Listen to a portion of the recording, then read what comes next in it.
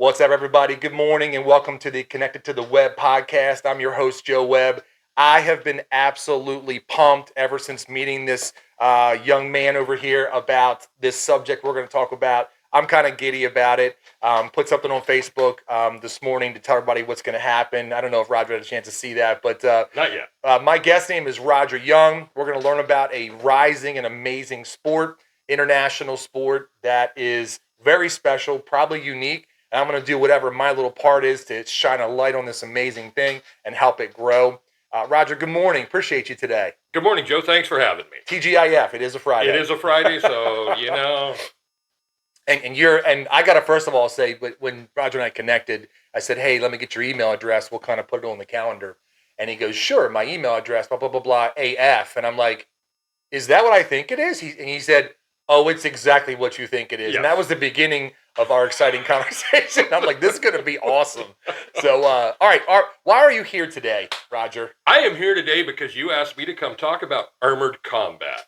Let's say that one more time. Make sure everybody gets that. Armored combat. I'm such a giddy child about this. Full speed, full contact, real steel weapons and armor. Easiest way to explain a lot of what we do, their pro fights, think UFC, MMA, in a cage, now add armor and weapons. Yeah, that is every little boy's dream. I think it is. So we're going to talk a lot about the sport, about the history, obviously some upcoming events. But I think you got a pretty cool story yourself, Roger. I'd like to hear a little bit about yourself. Share with my my growing audience, small but growing audience, about who you are, where you come from, and then kind of get us to the point where armored combat kind of came into your purview. Okay. I've been doing full contact medieval sports for 40 years.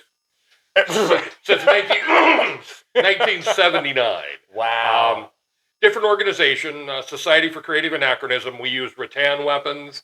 Okay. It's still real armor, and we are still full speed. We are still full contact. Was a chef for a lot of time, spent time in the service, a U.S. Air Force veteran. Appreciate your service, Roger.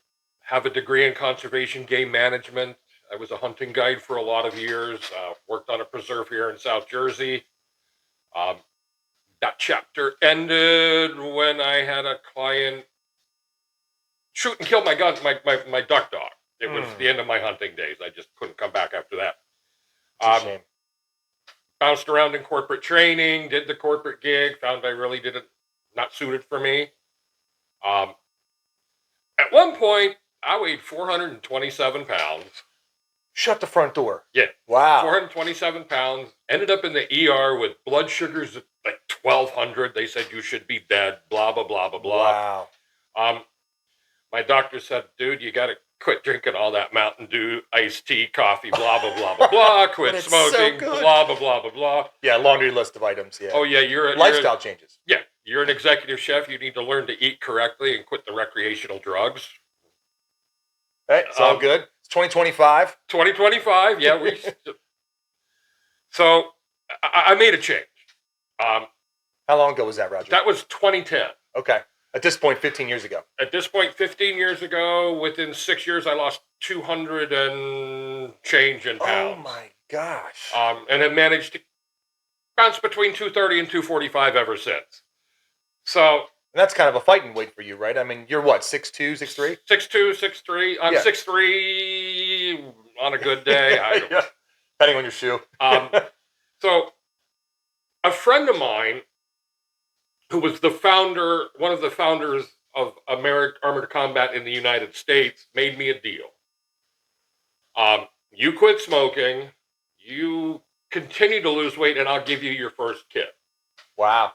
So, basically, he gave me my first suit of armor. So kit would be a full suit of armor and a weapon? Yep. Kit is a full suit of armor, sabatons with your shoes, all the way to your helmet and your hands. I'd take that deal. Yeah, I quit smoking in 2 weeks. How about that for motivation? And during that time period, I found that I really liked helping people. Okay. So I became a personal trainer and wellness coach. Okay. What a hell of a story to back up your mission. So that's great. You're not preaching, you're practicing. No. Anything you're going to go through in a weight loss journey, I've already gone. I mean, that's a fantastic perspective.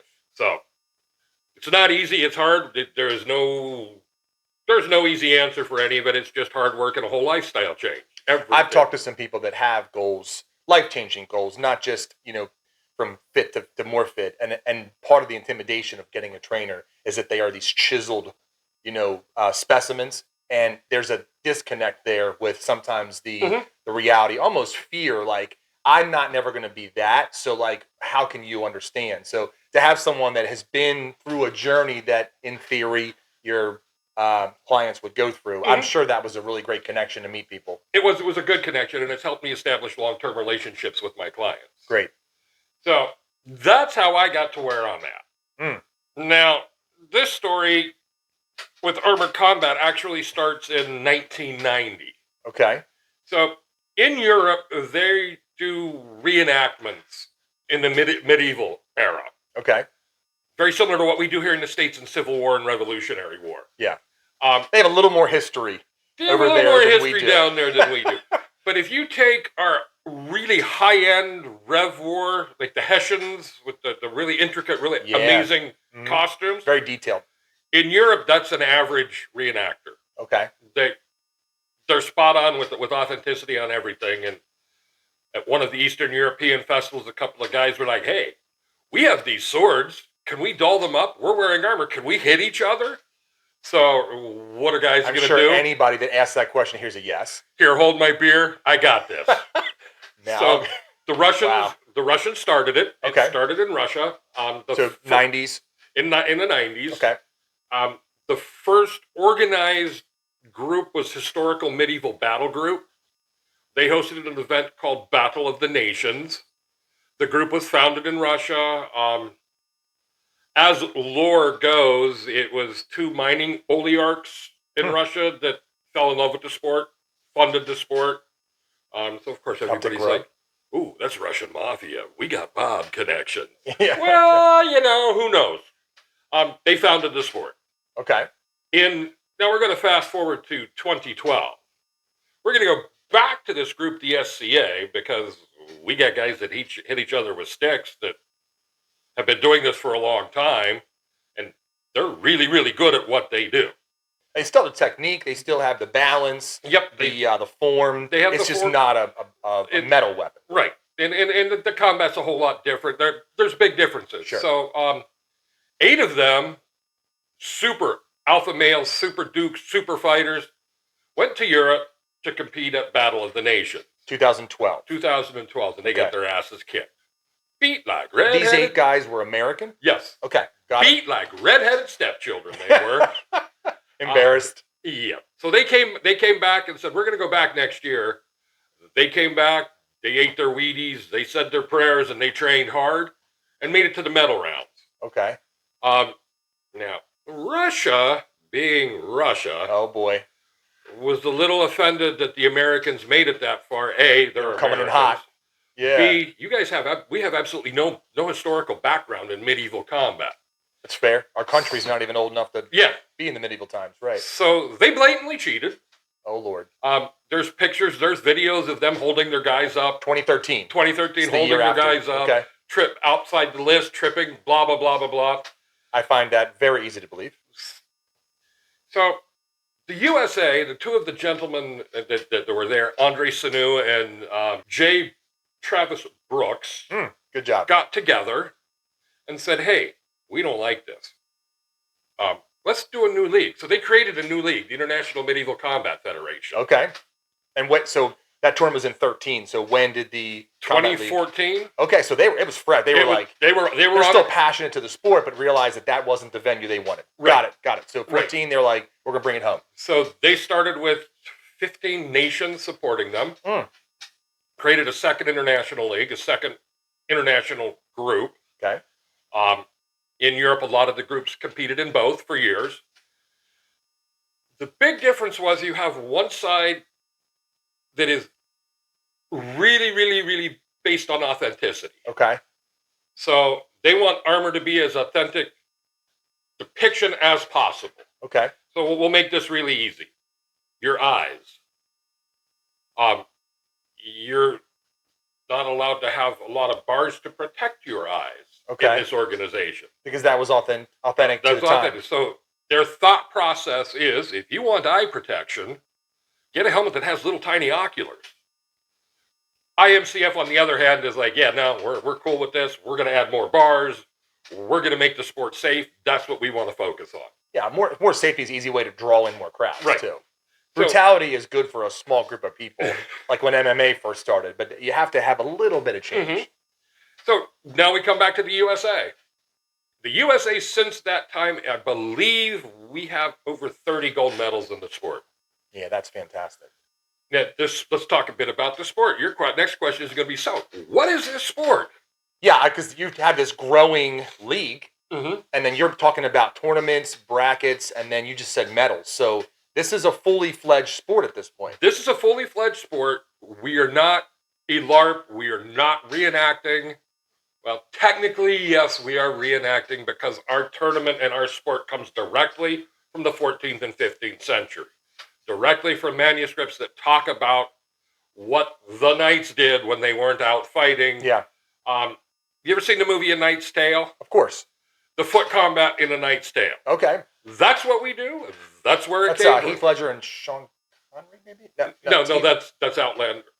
That's Outlander. It's Heath Ledger. Yeah, Heath Ledger. Okay. Heath Ledger is the bumpkin that gets made a knight, and you really can find your star. That's the easiest way to describe it. That foot combat is exactly what we do. So you mentioned LARP, which is a live action role play game where a community gets together and interacts and battles, but those are not the same thing because that's not actual contact with metal, correct?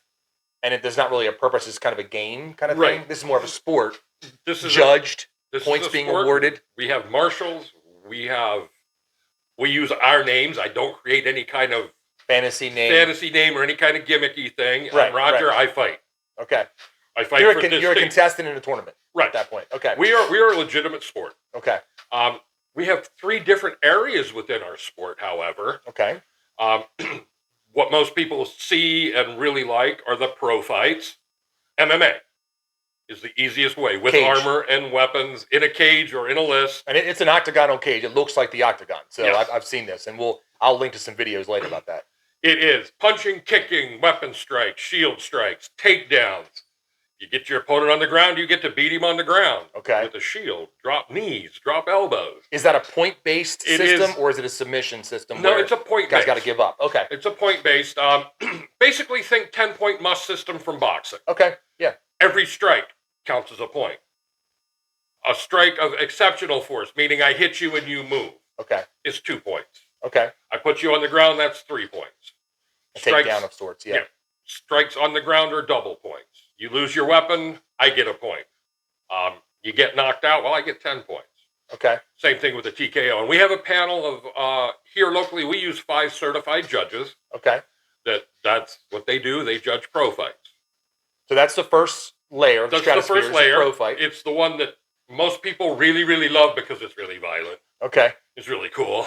I mean, you said the words TKO in armored combat, so that's got to be something incredible to watch, where someone just gets overpowered.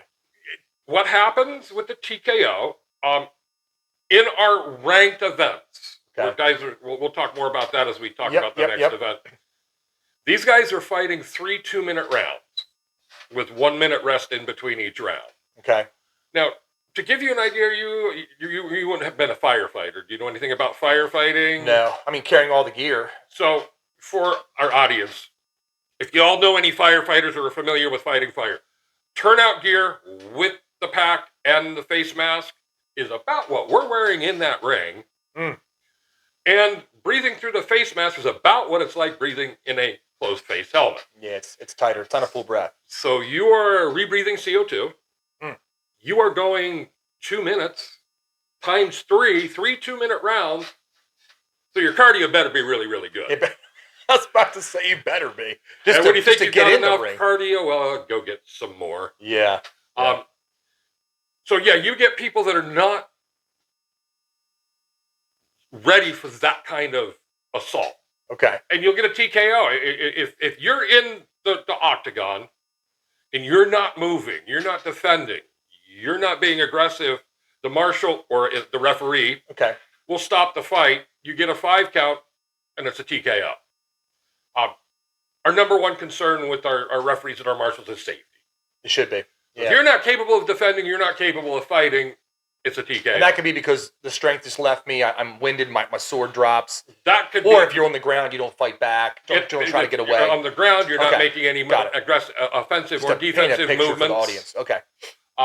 Yeah, we don't want you to get hurt. So that pro is the top one. So what's the next one? So after the pro fights, we have duels. Duels. Okay. Duels are very technical fights. They are scored by 4 scorekeepers, 2 scoring each opponent. Wow. Okay. They are 1-minute rounds. 1 minute versus 2. Versus 2. Sword and buckler, sword and shield. No punching, no kicking. Okay. Extremely technical. Every shot, in order to count, has to be of sufficient force and edge on. Okay. Then we have our long sword, 2-handed swords. You can punch and kick in that. They don't score any points, but you can. Then we do pole arm. Wow. So that's anywhere from 52-inch to a 70, don't quote me on this, 4-inch pole with an axe head, a spear head. Yeah. Something on it that you're now beating the living daylights out of each other with. Oh my gosh. So dueling is the second one. So what's the third one? The third one is mass battles. Oh, that's the one I thought you were going to say. Okay. So typically, what you see here locally, we do a lot of 5 versus 5. 5 versus 5 in full combat. In full combat. Oh my Lanta. Typically within a list that's 30 by 50 feet. Wow. So, and those... And you've got to be outside at that point, right? You're not inside. Oh, we've done them inside. So that could be a factor too. If the AC is or isn't working, or you're outside in the sun. I mean, well, if you're outside in the sun, you're cooking. For real. For real. Figuratively and literally. For real. You're inside of literally. pan. I fought in a tournament where we used infrared thermometers to keep temperature. To check temperature. The temperature on my full plate was 140 degrees. Shut up. Wow. Yeah, you fight. The only thing that stops us from fighting is lightning. If it's raining, we fight. I would bet. We get muddy, we get dirty, but we still fight. Yeah. So that's melee. The way melee works is once 3 points of contact meet the ground, you're considered a downed fighter. Okay. We all start with 2. That's our feet touching the ground. Okay. So an elbow, a hand, a knee, an arm. If I'm using a weapon to support myself, that's 3 points of contact. That person then gets what? Pulled out of the scrum? No. Or they just go down? You just go down on the ground. Okay, so you become part of the landscape at that point. You become a speed bump. It's a speed bump. Okay, all right. Ring dynamics. If I have you on the ground in front of me and I am grappling with another fighter, I'm going to try to move him so I can push him over you. Yeah. Which is very authentic. To that style of fighting. Yep. So that's how melee works. Wow. And hopefully this year in this area, we're going to bring a 12 versus 12. I can't even picture 12 versus 12. I'm just dumbfounded. And as I told you, I was like, you don't know me that well yet, but I talk a lot. And I'm just like a little kid like, oh my gosh. I'm just so excited you're here, Roger, to talk about this. And it's super awesome, man. So, all right, well, let's transition to kind of the equipment. Let's talk about some of the things that we're going to wear. You brought some toys. I brought some toys for you to put on and play with. Okay. I'm going to hit you with a sword. Oh my God. All right, so I am shaking my boots in an excited way right now. So you brought some things in today, and toys is a joke, but these are really serious things. So where do you want to start, Roger? What do you got over here, bud? Let's start with the fun stuff. Okay. So we were talking about melee. Okay. This is a 2-handed axe. Oh my gosh. All right, so we've got, what is this? Just draw twine. It's used to... So the twine helps for the handling portion? No, it's just more decorative. Decorative.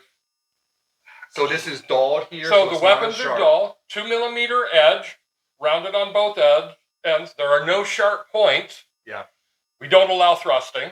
Okay. So everything is a strike. There's no thrusting. That's why everything's rounded. So a thrust would be a forward? Yes, versus forward. Okay.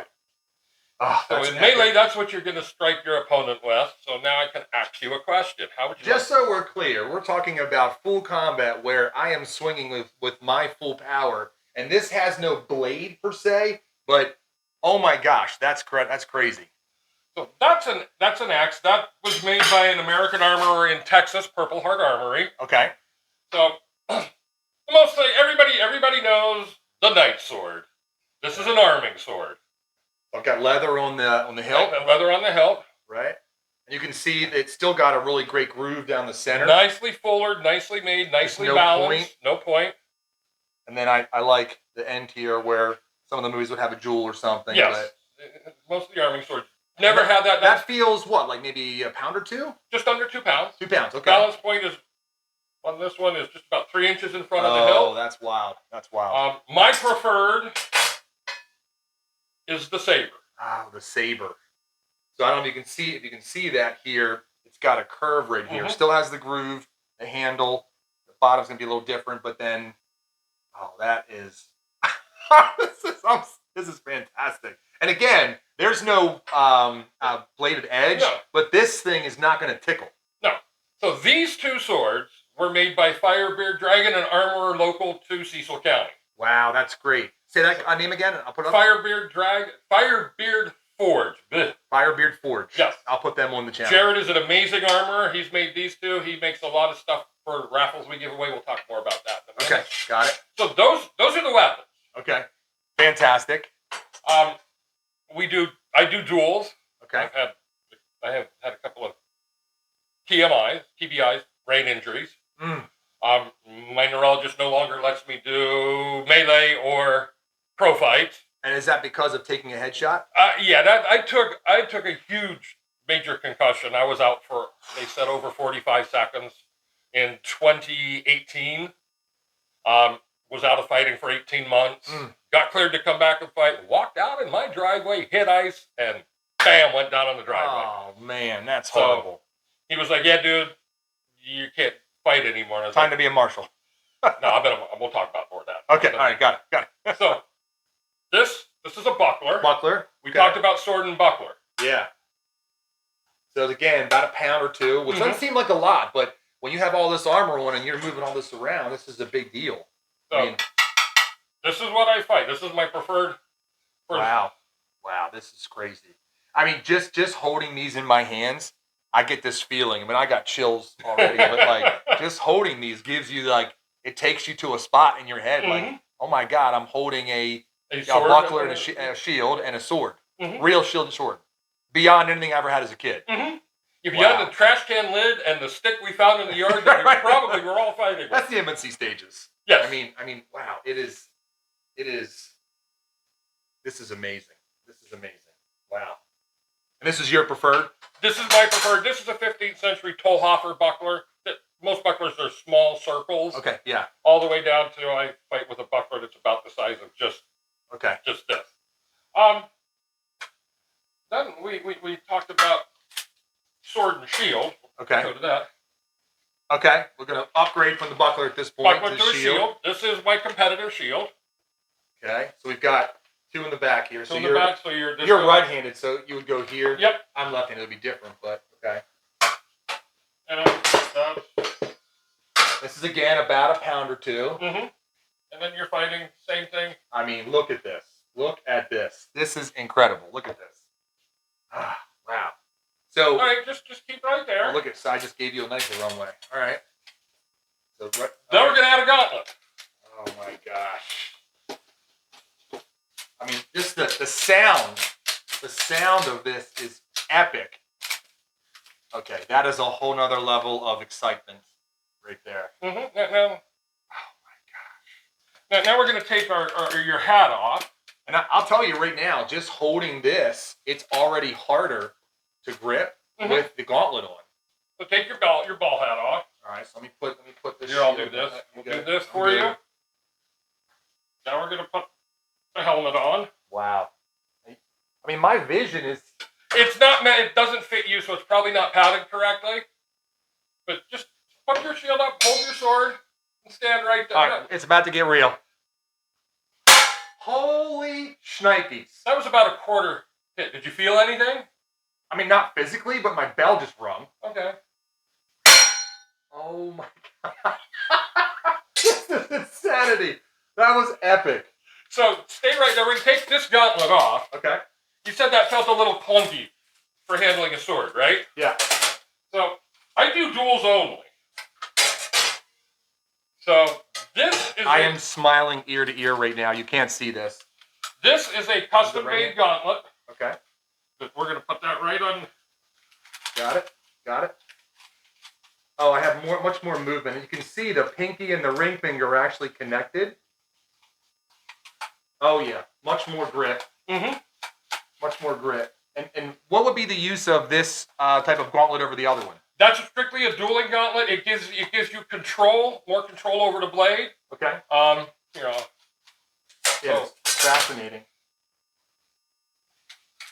So when I'm fighting,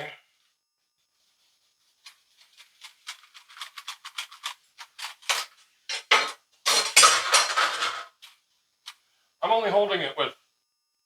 Look at this. It's a middle finger and a thumb. Yep.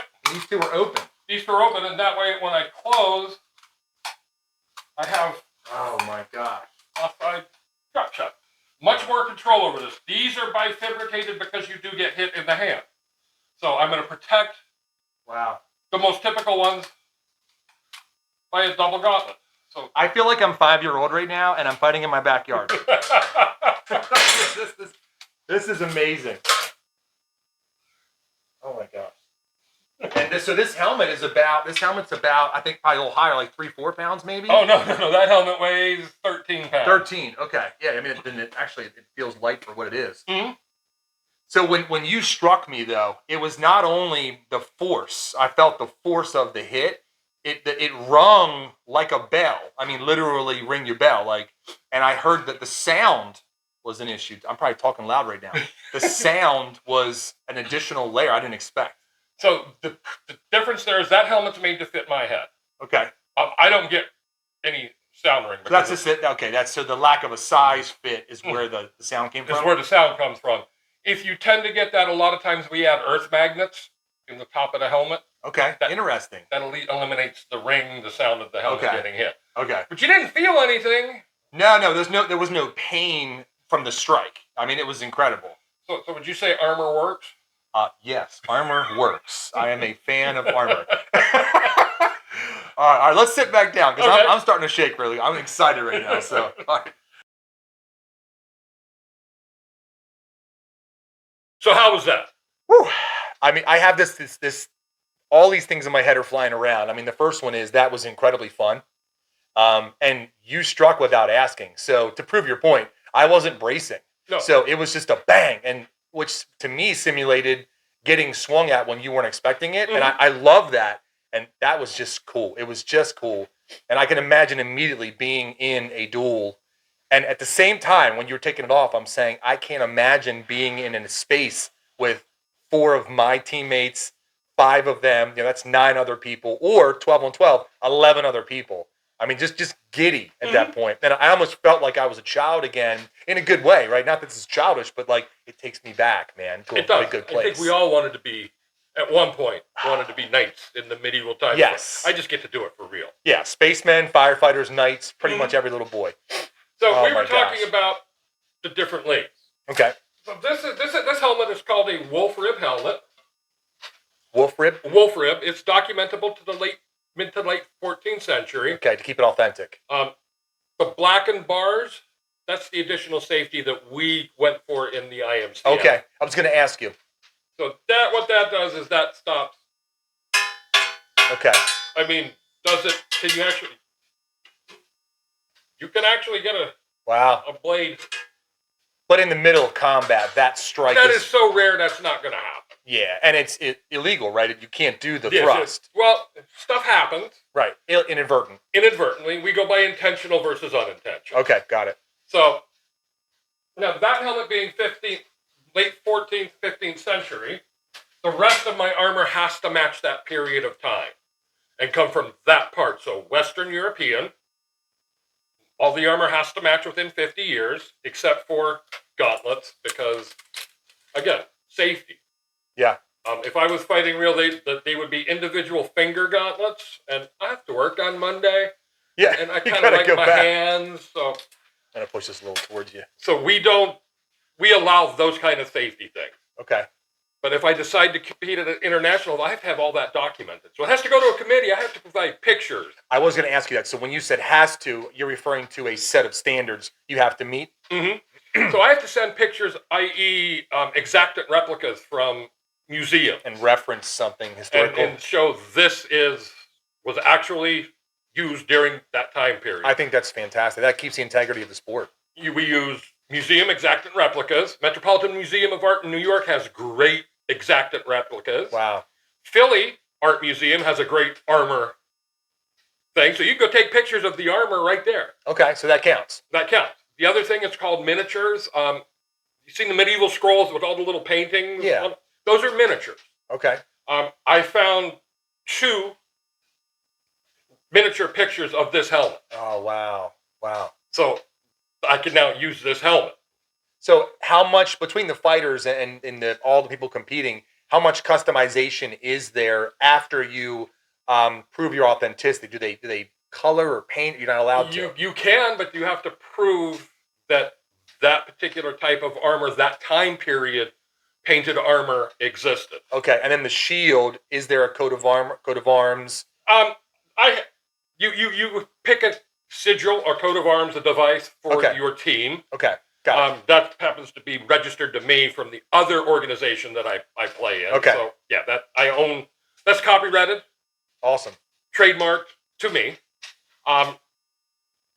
The other thing you can do is effigies. Ah, if you think about it, in Europe, in most cathedrals or places of worship, I didn't think about that. There are coffins, yeah, stone coffins with exact copies of what the person looked like on the top. Okay, that's exact copies of the armor they were wearing. So you accumulate that all can be this source material. Yep, and it goes before the authenticity committee, and they say yay or nay. Wow. So yeah, we are very educational, very historical based. Mm-hmm. I love that. I mean, that's a layer of a sport that I can't off the cuff think that any other sport has to add in the layer. Mm-hmm. And you said the word lore, which I would kind of use too, but the authenticity is such a huge part to maintain, because I could see how it could get really crazy if you didn't have that authenticity, unrealistic, and then with modern, the way you can manipulate metal now, you'd probably get some really wild looking things. You do. So a lot of people do try to slide fantasy in there. We let it slide locally. Yeah. I don't know if you're a gamer. Or, yeah. Mm-hmm. I have born in the 80s, so it's part of my childhood. So you know what a beholder is? Yes. From D&D? I have one of my female fighters just loves the beholder. She has a beholder helmet. with the arms or just painted? Paint a great helm with the beholder eye and the mouth, one eye. And the mouth that is an exact. I'll put a beholder picture right here. So as I'm going to show you guys, it'll be right here in the picture and what a beholder is. And I can message you a picture of her in her helmet. I was going to say, if I get a picture of her, that would be great. So we do let you get away with some things on a local level. Yeah. She can't use that in any international any ranked type competition. So that's the historical part of this. So I'll tell you, education part of this. What I want to make sure we hit on is something you and I talked about over coffee, is that, with your roots in the service, of what type of draw this gets and what type of excitement's being generated in a certain community. And you said that veterans have become really a big part of this story of the sport. The veterans, the active duty and first responders. Okay. The reason that it has become prevalent in there is mental health. I am in no state, place, or make any claims to be a mental health person. I'm an advocate. I'm not a resource professional, I finder. guess. I'm not a professional. I do suffer from PTSD and survivor syndrome. What we have found within this sport for the veterans, the active duty, the first responders is, and I'm not a big fan of the term battle buddy. Okay. But your battle buddy in combat. You had to rely on this person to keep you alive. He had to rely on you to keep him alive. Right. So the camaraderie that's built there is really strong and really deep. When you're in melee, very similar situation. Very similar situation. You're relying on these people. You're developing this relationship with these people that is very, very similar to what we experience there. So the brotherhood, the camaraderie, and the community is huge in this sport. I mean, there are organizations all throughout the world in America that try to mimic that brotherhood of the military without armored suits and weapons, and they do a great job. Yes. So when you add in, I mean, you got college fraternities, and not the drinking part of it, but the camaraderie. You know, you have leadership academies who business professionals try to create that bond. I can't imagine that there isn't a wonderful parallel for the veteran community, knowing it's not the same thing, but you have that, right? And if you are in a combat situation in a melee and you've got a blind side, but you have a buddy, to use your term, behind you, there's a trust that has to go there because you don't want to get your bell rung, literally and physically. Literally and physically, and literally the mindset, you're in combat. Yep. We have a documentary, hopefully it gets released this year, called Steel Legion. Steel Legion. Got Steel it. Legion that is being made about several of my friends. I think I'm in it at some point. Veterans. Good friend of mine is, if you looked up the early definition of PTSD in the dictionary, Gary's picture would be there. Oh, man. Went through a lot. Suicidal tendencies, violent tendencies, addictions, everything that you can think of. Worked with an organization in New Hampshire, Massachusetts area. Found this sport and the healing aspect was amazing for him. I believe this year he graduates with a fine arts degree. I think anything that can help one soldier is worth the effort of the community, but this is helping so many soldiers. And his story, I'm sure, will attract, and I'm sure it already has, because I said will, like it's going to future, veterans to this community, you know, and not just the machoism and the camaraderie and the masculinity of the sport, but also the healing part. Now, how about females? Oh, females, we have huge... You mentioned a lady that had a certain beholder thing. We have a huge femme fighting community. Femme fighting. I mean, that's just a badass The femme term. fighters are amazing. Oh, that's great. That's great. Some of them are as bad... Well, let's digress a moment. So as a femme fighter, you have choices. You can fight just with other femme fighters, or you can fight with the guys. Wow. We have females that choose to fight with the male fighters. Okay. And are they military usually? No. Trained? No. Okay. We had one in New York. She was a special effects artist. Okay. Small little lady. Fascinating. I have another smaller build physically. Physically smaller. Okay. Probably 5 foot. Wow. Okay. Which is an advantage in some situations. I've been hit by a couple of people harder than she hit me. Wow. I have another friend in Virginia. She is 6'2", an arborist. Okay. And I've watched her take 2 guys down. The femme fighters have... It is a growing community. It's a huge community. We try to have femme fighter involvement in every event I do. Great. Because I love my femme fighters. And it's half the population. So if you're trying to grow a sport, it's disingenuous to leave one half of it out. And there's a huge push to have women, you know, take their place in any male sport. And I'm all for it. So, but it's a different, you got a crossover now. This is a whole different concept. It's one thing to have both legs of the sport prop the table up, but then you've got crossover. That's got to be exciting because they're going to have, in theory, more agility. And that's cool. I mean, I'm imagining a battle. That's why I'm like stuttering because I'm imagining the battle, which is so cool. I mean, our last exhibition of fight in a pro fight, a friend of mine from Lower Maryland. Okay. My girl Jen came. She fought a guy that was 6'4", 280 pounds. Wow. I mean, she fought 3 rounds against James. Wow. 3 1-minute rounds on an exhibition event, and did okay. Wow. And remember, once you're in armor, you look like everybody else in armor. Oh, of course. So we actually bring the femmes into every event I do. I encourage our femme fighters. Yeah, that's fantastic. That's fantastic. Other than that, I think we could talk about my history, I guess you wanted a little bit in, now that we're here in this part of the conversation. I want to make sure that the community knows how to go see this stuff. That's what we're going to talk about. So let's talk about local and locally, then beyond. I am the Chief Executive Director for Armored AF Foundation. Okay. Which is our nonprofit, 5013C nonprofit. Okay. AF stands for And Fun. The kids have a different version of AF, but that's the email. The email Armored AF. Yeah. That's the one where I was like, is this? And you're like, oh, yes, it is. So we produce develop relationships within the community for pro fights, melee fights, exhibition events. We partner with local charities, local nonprofits to raise funds for them. Okay. To date this year, we just crossed the $5,000 mark raised for local. I mean, that's fantastic. Charities. That's fantastic. And you're based out of Cecil. We're based out of Cecil. We're in Elton. Okay. We're so in you Elton. are local in we itself. We are local. This year, we have supported Singularly Fire Hall, the Elizabeth K. Alzheimer's Foundation, and the last event we just did was for American Legion Post 303 in Port Deposit. That's a new Legion, yeah.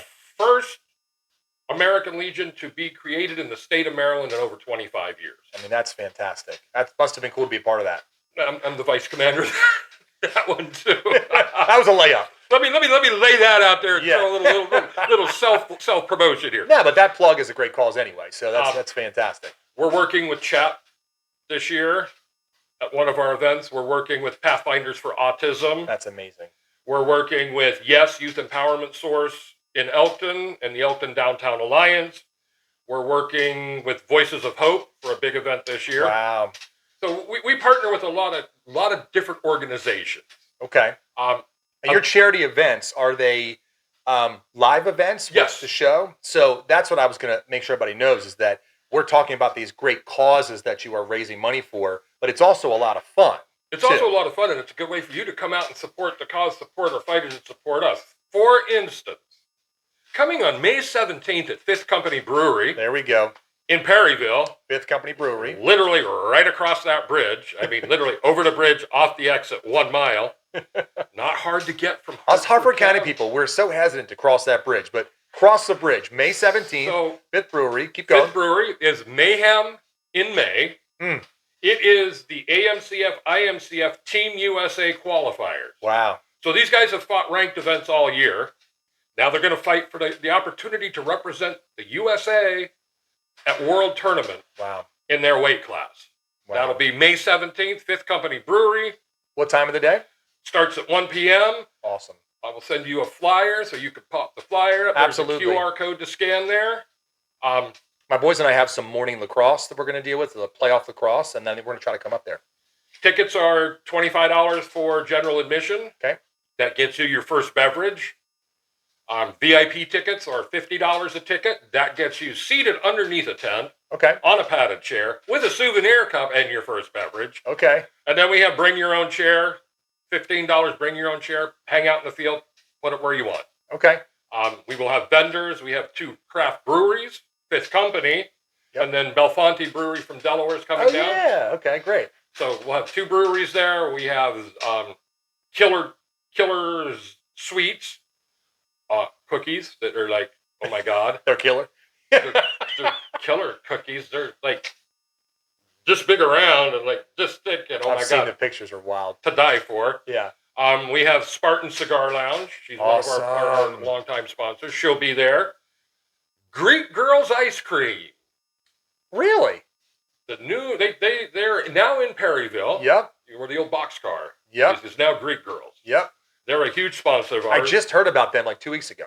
In fact, I will have that QR code here shortly. Okay. And I'll make sure I get it to you so you can post it. What they are doing, if you're in Hartford County, okay, and you're resistant to come across that bridge because of that toll, if you go add the Hatham Bridge, you have to go Hatham on 40 to your Easy Pass, it's $20.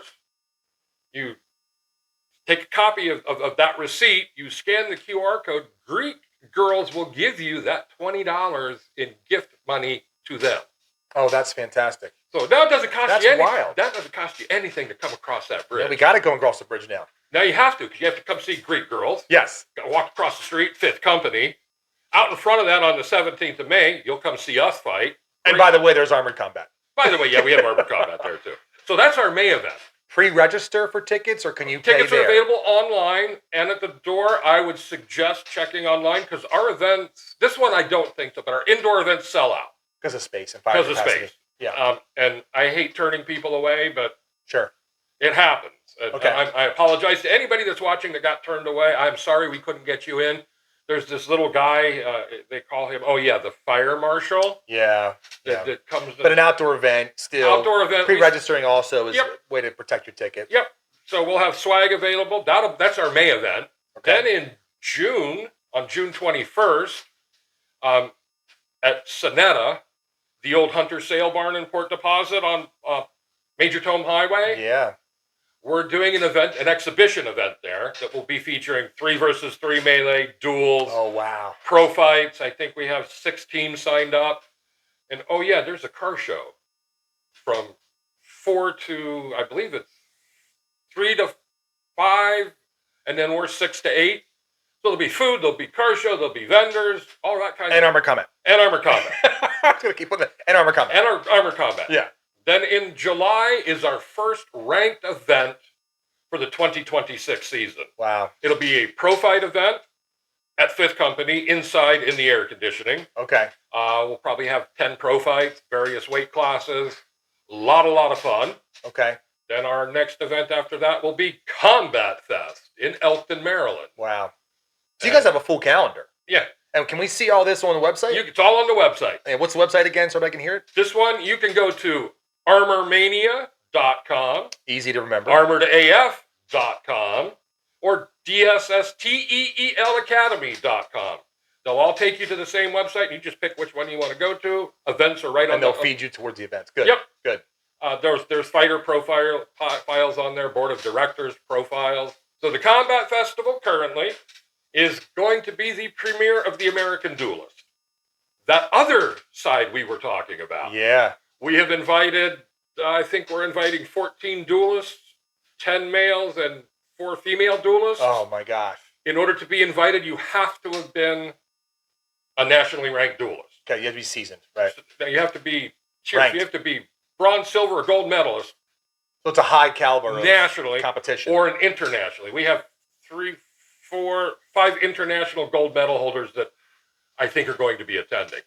So if you're thinking about coming to see this sport, you're not going to see entry-level competitors at this event. You're going to see high-level competitors. You're also going to see Equity Fitness is going to be doing CrossFit demo at the event. Faithful Fitness is going to be doing boxing at the event. Oh, that's great. Lotus Yoga, I think she's going to come and do some hot yoga. Mm-hmm. Christy May with Lady Dukes and Legends of Delaware. I don't know if you're familiar with them. No. They are a huge baseball, softball organization that takes you from Little League through college. I just love that you're so rooted in the community. Even though this is an international and American event, you're so rooted in our community. And I want to make sure that everybody watching, just tell somebody, even if you can't make some of these events, it's just so cool. I just want you to share this and just send out, say, hey, this is something that exists if you didn't know, and let that word spread. I'd love to find out that my little podcast could help you guys grow. If one person buys a ticket, joins our foundation or from here, it's a success. If not, it's still a success because you now know. Well, it's going to be one because I'm going to go, but the second one will be the success. I'm going to go. Then our final event for calendar year 2025 is Rumble for Recovery, a Trial by Fire. That will be outside at Fifth Company.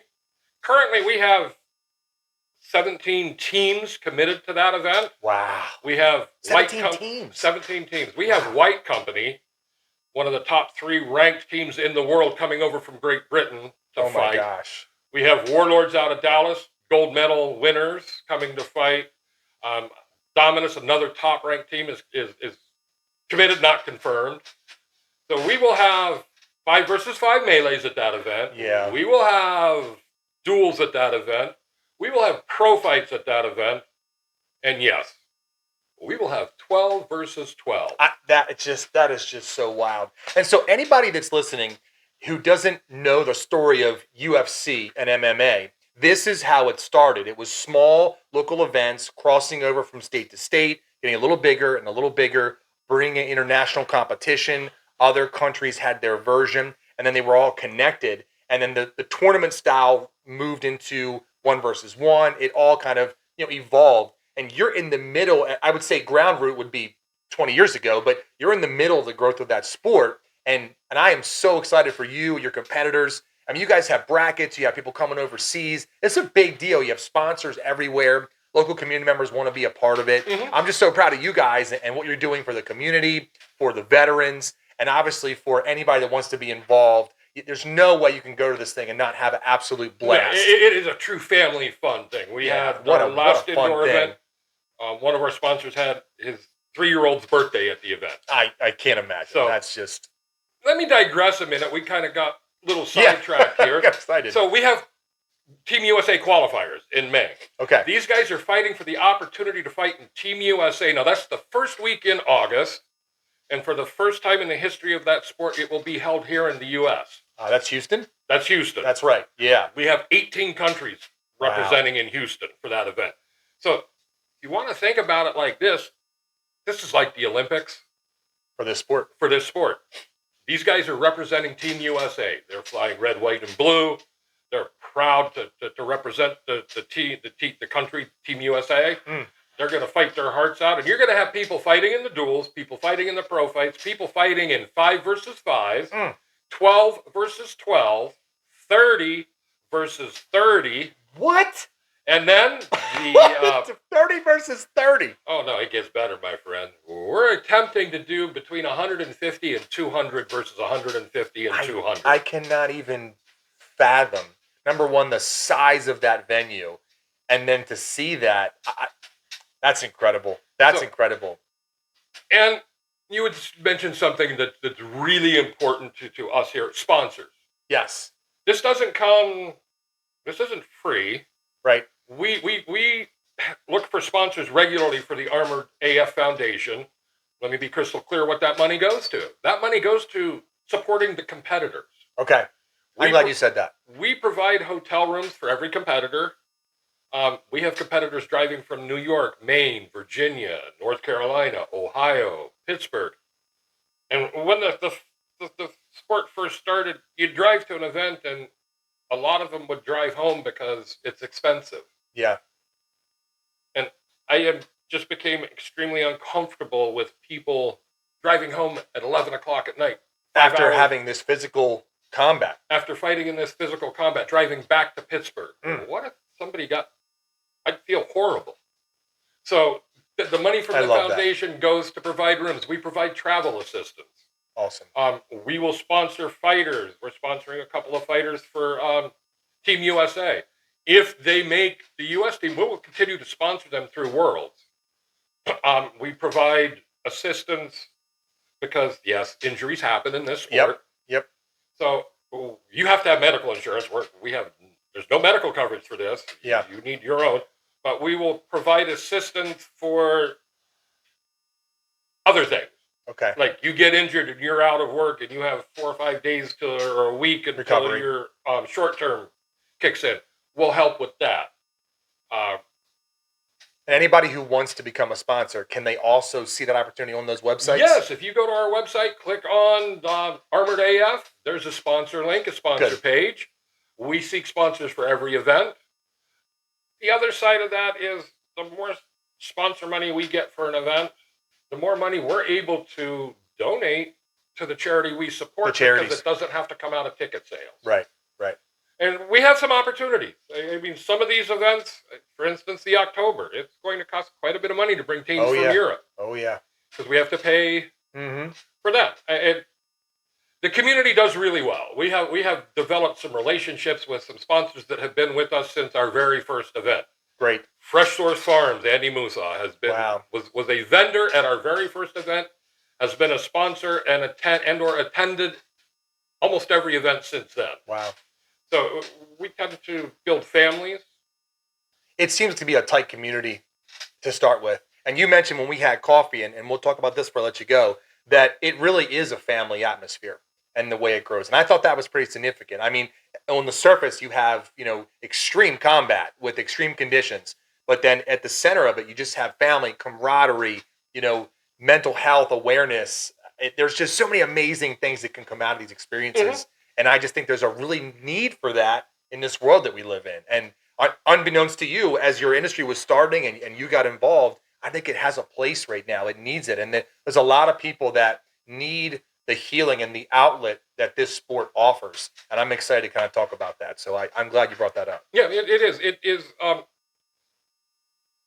If you're at an event and you forget a weapon, you have 5 people that can say, "Here, use mine." Awesome. If you're at an event and your gauntlet fails, you have people running up right there. "Here, use mine." Wow. Helmet strap breaks and you can't use your helmet. We lend armor out. Our last event, we had Aiden Cheney, the marketing and membership director for Cecil County Chamber of Commerce, Okay. come and fight a national champion. Did he? Yes. That's And awesome. He was a loaner kit. Yeah. I let him borrow a full kit of mine to fight, and he did it really, really. I'm super proud of that guy. Wow. He got in, fought 3 rounds against Abid Mitchell, a national champion. I bet he was sore that night. Yeah, he immediately left, I think, the next day for St. Kitts to go visit his girlfriend and recover on the beach. Yes, recover on the beach. But yeah. Super proud of him. He got in, he wrote that check, and then he cashed that check. He got in, fought 3 and rounds, cashed it with his own skills. That's and great. That's the kind of relationships that we develop. Yeah, that's special. The guys love families. The fighters love kids. Yeah. Our partnership with Pathfinders of Autism. We have So a couple special. we have a couple of verbal, nonverbal kids on the spectrum that absolutely love coming to events and are all over the fighters. And The draw for this sport is probably so wide that you can bring anybody to have a good time. And families right now, they need things to do. I've talked about that on prior episodes, to just get them out of the house. Mhm. Get them off this or whatever, right? And this is a great opportunity to help a sport grow. We've got a local influence with major qualifying events happening in our backyard, and it's going to be fun for the family. it is. It is. If you come to an event and you want to go talk to the fighters, go talk to the fighters. Yeah, that's cool. At outdoor events, they're literally right there under a big tent. Well, listen, finally, I want to say thank you so much for coming here. I am so excited about you and your sport. I'm going to start being a new fan, bring my kids into it. But I just really appreciate it so much, Roger. Thank you so much for being here, man. You're welcome. Listen, guys, everybody that comes on a podcast, I always say the podcast is called Connected to the Web. So, Roger, you've been connected to the web with 2 B's. So thank you very much. I appreciate that. Guys, thank you so much. I'm going to put all the events, the dates, times, places, and a couple calendar things beyond just the description on the YouTube video. I'm going to get it out on social media. Please give this a shot. This is an opportunity for your family to have a once-in-a-lifetime experience and then do it again and again and again. So awesome. Hey, appreciate your time, Roger. Thank you. Thank you, Joe. Obviously, thank you for your service as well. And we'll see you guys next time on Connected to the Web. Thank you.